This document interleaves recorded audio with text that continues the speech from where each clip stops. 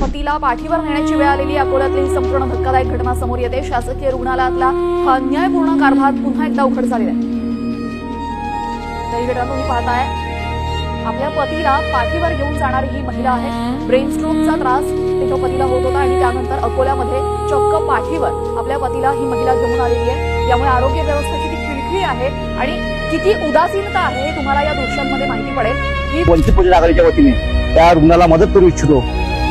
त्या रुग्णाच्या रुग्णाच्यामुळे अकोल्यामध्ये एवढं वातावरण तापत आहे, पण तो रुग्णच कुठं आहे याचीच कोणाला माहिती नाही आहे। त्यामुळे आमची जीएमसी प्रशासनाला विनंती आहे की त्या रुग्णावर काय उपचार केले, तो रुग्ण कुठं आहे आणि त्या रुग्णाचा नाव आणि संपर्क क्रमांक आम्हाला देण्यात यावा, जेणेकरून आम्ही त्याला मदत करू।